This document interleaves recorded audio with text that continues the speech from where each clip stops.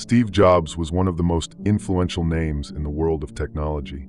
As co-founder of Apple, he revolutionized the way people interact with computers, phones, and even digital entertainment. His innovative vision led to advances that shaped the 21st century, and his almost obsessive perfectionism made him an admired yet enigmatic figure. But behind his legacy, there is an aspect rarely explored: the circumstances of his death.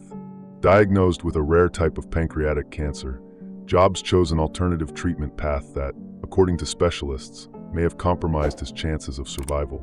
But what if there was more behind this decision? Over the years, theories have emerged suggesting that his death was not just a medical misfortune, but the result of something much bigger. Did Jobs discover something he shouldn't have and was silenced? Welcome to another night where mysteries never sleep. I am Midnight, and this is 7 Nights. Before we begin, I'd like to ask for your help. Like the video, comment, and subscribe to the channel. It's just a click, but it makes a huge difference in helping YouTube deliver the videos to more people and allowing me to continue bringing this content to you. I'm counting on you. Let's get to the video.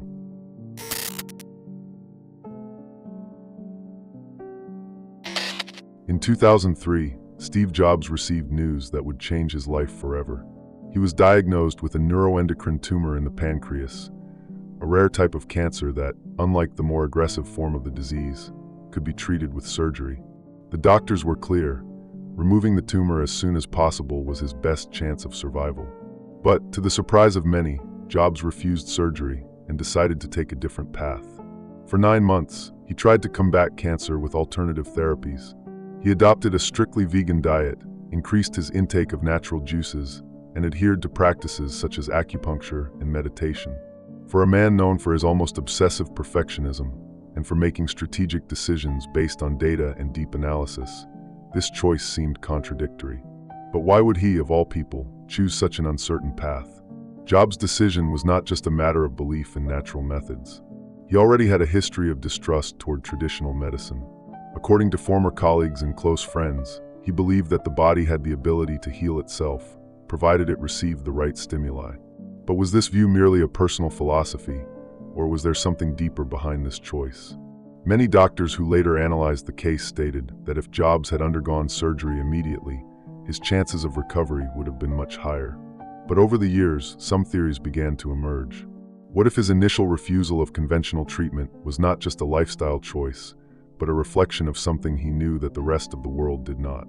Jobs was a man with privileged access to information far beyond the technology sector. He was deeply involved in cutting-edge research, artificial intelligence, and most notably biotechnology. Apple had already invested in several health-related initiatives and maintained direct contacts with some of the world's largest pharmaceutical companies. Could it be that, amid these connections, he discovered something that made him question traditional treatments? There are records that, throughout his battle with the disease, Jobs consulted specialists outside the United States. One of his most mysterious trips was to Switzerland, where, according to rumors, he received an experimental treatment that was never officially disclosed. But if there was an alternative that could help him, why was this information kept secret? Apple has always been extremely careful about information regarding its CEO's health. When Jobs began appearing in public visibly thinner and weakened, the company avoided disclosing details about his actual condition. The secrecy surrounding his condition generated even more speculation. Why so much mystery? What were they trying to hide? Even as the disease progressed, Jobs continued working on Apple's most important projects. He was directly involved in the development of the iPhone 4 and the iPad, supervising every detail until his final months of life. For someone in a terminal state, maintaining that level of activity seemed almost impossible. Was he really as debilitated as they claimed? Another intriguing piece of this story is Apple's relationship with the pharmaceutical and biotech industries. In 2010, a year before Jobs' death, the company began directing part of its investments toward health-focused technologies. Was this sudden interest linked to something Jobs had discovered? And there is another question that few raise.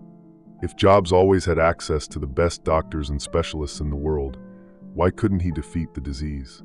Was there really no viable alternative, or did he make a decision based on information that was never made public? Shortly before his death, Jobs made enigmatic statements in interviews and speeches. He spoke of regrets and reflected on choices he had made throughout his life. Some believe these remarks might contain hidden messages about what really happened during his battle with cancer. But what exactly was he trying to say? His departure from Apple was announced in August 2011, but few knew how serious his condition really was.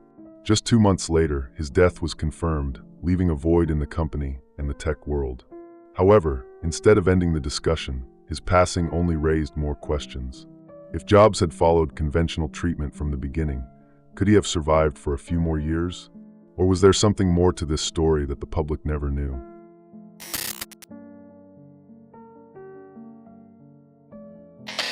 Steve Jobs was not just a visionary entrepreneur. He had access to information that extended far beyond consumer technology. For decades, he was involved in cutting-edge research, working alongside scientists, developers, and executives from some of the world's largest corporations. But what if, amidst this vast knowledge, he had discovered something that was never meant to come to light? To understand this possibility, we need to look at what Apple represented at the time. The company was not just a manufacturer of computers and mobile phones. With the advancement of mobile devices, Jobs led a revolution that put the power of information in the hands of billions of people. The ability to collect, process, and store data had never been so accessible. He knew exactly where technology was heading, and perhaps he realized something that could threaten powerful interests. Shortly before his diagnosis, Jobs was involved in discussions and partnerships with companies operating in sensitive fields such as artificial intelligence, biotechnology, and data security. Apple had already shown interest in developing health monitoring technologies, something that would become one of the company's focuses years later. But did this concern start merely as a market innovation, or was there something greater behind this strategic shift? Some believe that Jobs may have come across information revealing the dark side of the medical and pharmaceutical industries. After all, he had direct contacts with the biggest names in the sector, spoke with top researchers, and if there was something that made him question traditional treatment methods, he was in a position to uncover it. But what exactly could be so impactful that it led him to reject conventional medicine? During his final years, Jobs became even more reserved. The interviews he gave during this period were carefully planned, and his speech seemed more enigmatic than usual. He spoke about regrets, about seeing the world differently, and even about matters beyond technology. Could he have been trying to communicate something without stating it outright? One curious detail is that during his illness, Jobs invested in projects that seemed disconnected from his routine as Apple's CEO. He met with longevity specialists, visited laboratories outside the United States, and even had private meetings with scientists studying new ways to combat cancer. Few details about these meetings became public, but some theories suggest he might have been seeking treatments that were not available to the general public. And what if he actually found a promising solution, but this discovery was not something major corporations wanted to be disclosed? The pharmaceutical market moves trillions of dollars, and the existence of a definitive cure for cancer could be a devastating blow to the industry. Could Jobs have stumbled upon something that would put billions in investments at risk? The history of technology is filled with cases of innovations that were suppressed due to financial interests. Many revolutionary patents have been bought only to never be used, ensuring that certain sectors continue profiting from traditional methods. And if Jobs, with his inquisitive mind and privileged access, had found evidence that something similar was happening in medicine, his final months were surrounded by mystery.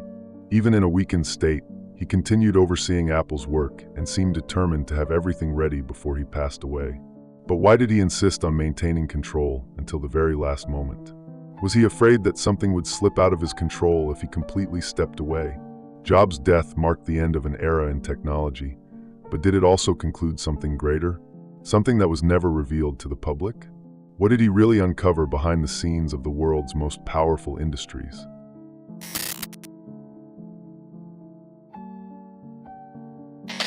Steve Jobs was a businessman.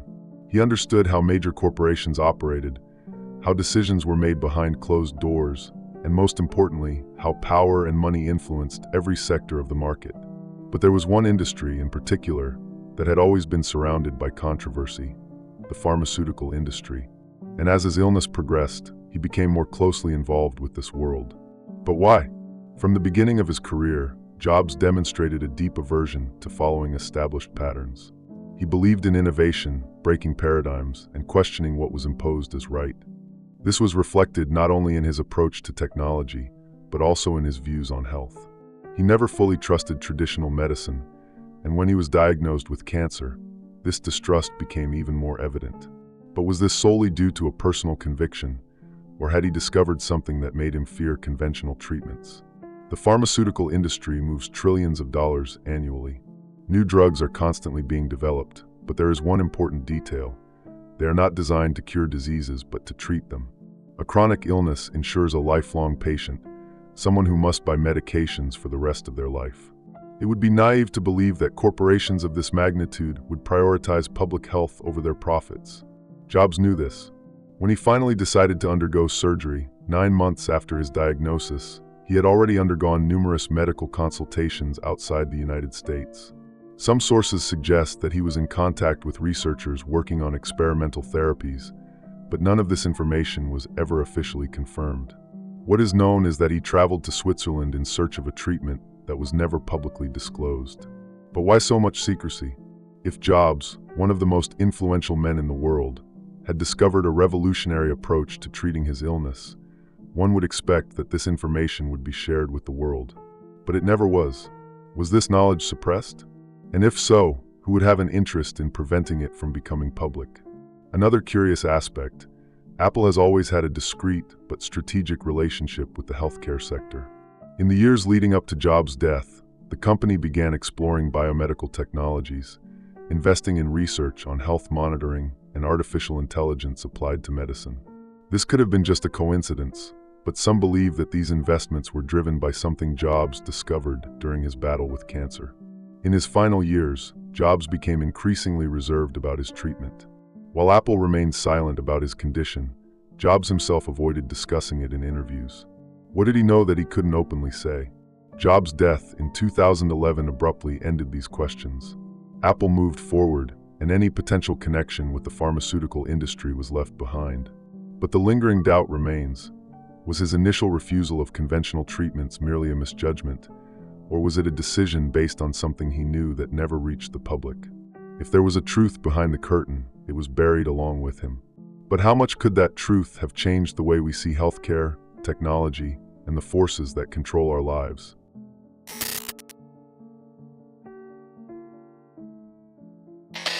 In the last years of his life, Steve Jobs began expressing himself differently. His interviews became more introspective, his speeches more laden with symbolism. He spoke about regret, about choices that could not be undone, and about how he saw the world differently as his time grew limited. But was there more to these speeches? Something that went unnoticed by most people. Jobs was always a master of communication. He knew exactly how to use words to convey a message without explicitly stating what he meant. His iconic speeches at Apple were carefully crafted to create impact. But in his final years, the tone changed. In his famous 2005 Stanford University commencement address, he said something that still intrigues many people today. No one wants to die. Even people who want to go to heaven don't want to die to get there. And yet, death is the destination we all share. No one has ever escaped it. To many, this phrase seems like a deep reflection on life and mortality. But to others, it sounds like a veiled warning. Jobs knew his time was running out, but did he also know something he couldn't say openly? On another occasion, he made an even more enigmatic statement. Technology alone is not enough. It must be married with the liberal arts and humanities to yield results that make our hearts sing. This phrase, spoken in an apparently harmless context, has been interpreted by some as a clue to something greater. Was he trying to warn about the dangers of a world where technology and science are controlled by hidden interests? Shortly before his death, Jobs met with a select few people he deeply trusted. Among them were Apple executives, close friends, and influential industry figures. These meetings took place away from the public eye, and almost nothing about what was discussed ever surfaced. But one detail stands out.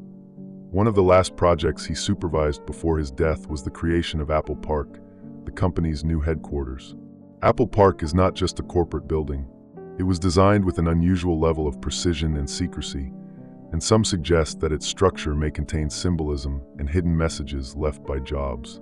The choice of its circular design, the way light enters the building, and even how spaces are distributed have led to numerous interpretations. Could he have left something concealed there, waiting to be discovered? Another interesting point is that, In the final months of his life, Jobs avoided public appearances as much as possible. When images of him did surface, he was always visibly thinner, more frail, but he never openly discussed his condition. His last email to Apple employees was short and direct, announcing his resignation as CEO without mentioning the real reason. Why did he choose to step away in this manner, without further explanation? Apple, for its part, also maintained absolute secrecy about his health. Unlike other public figures who fought serious illnesses and shared their struggles with the world, Jobs disappeared from the spotlight. Did he want to avoid speculation, or was there something bigger that needed to be hidden? After his death, control over his image remained strict. Few photos from his final days were made public, and his official biography, released shortly afterward, seemed carefully edited to avoid delving into certain aspects of his journey. Some interviews were removed from circulation, documents disappeared, and certain details about his treatment were never confirmed. Why? Jobs left behind an undeniable legacy, but he also left many unanswered questions. Did he try to tell us something in his final years, but we failed to hear? Or was his message too subtle to be understood?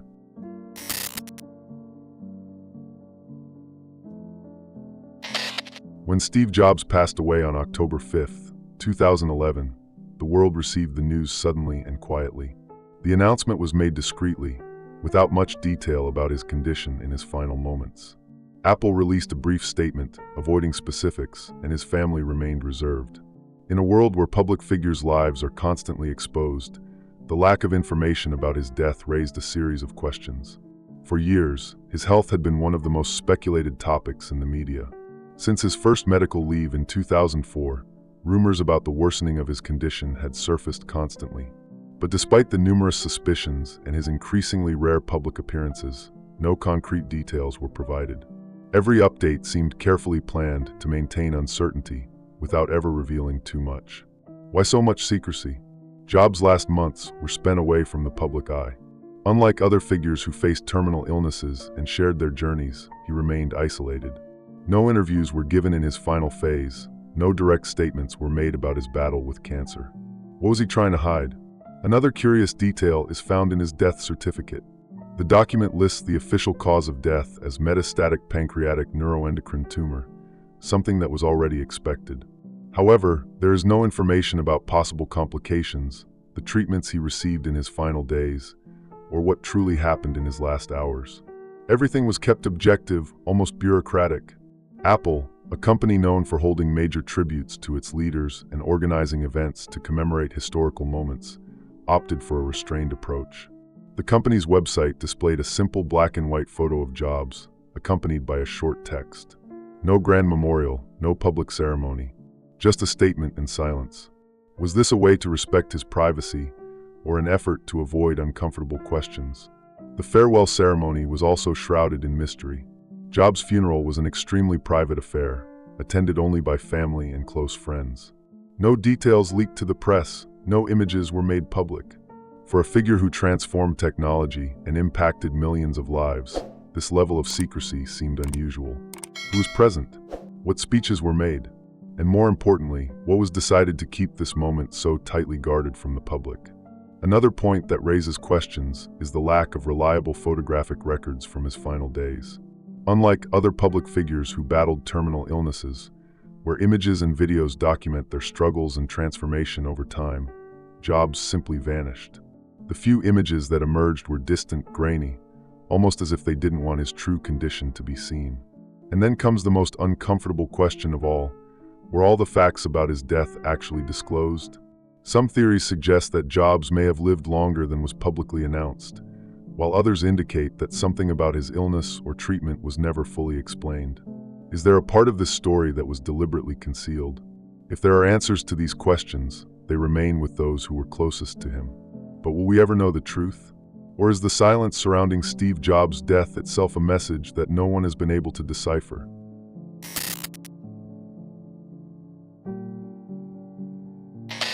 After Steve Jobs' death, Apple moved forward. New products were launched, the company expanded into services and artificial intelligence, and the brand continued to dominate the market. But something felt different. The philosophy that had guided the company under Jobs' leadership seemed to have changed. What was once innovation and risk had turned into security and control. Was this merely a natural consequence of a leadership transition, or was there something more behind this transformation? For years, Jobs was the heart of Apple. He didn't just make strategic decisions, he directly influenced the course of technology. His obsession with perfection and his vision for the future were what set Apple apart from other companies. But after his death, the company started following a path that many say was the opposite of what he stood for. Why? One of the most noticeable changes was Apple's transition toward a business model centered on services and data control. The focus shifted from exclusively revolutionary hardware to an ecosystem of subscriptions, monitoring, and total integration between devices. Jobs had once sought to create products that gave users freedom, but now, Apple seemed increasingly focused on keeping its customers within a closed system. Was this shift intentional, or was something within the company redirected after his death? Another aspect that raises questions is the secrecy surrounding the projects Jobs supervised in his final months. Apple had always been known for its discretion, but some patents registered in the years before his death never reached the market. Technologies related to health, artificial intelligence, and even biotechnology seem to have been developed under his supervision. What happened to these innovations? Were they abandoned, or were they hidden for some reason? Even Apple Park, the company's new headquarters, carries an air of mystery. Designed in Jobs' final years, its circular structure and extreme security measures are unusual, even by Apple's standards.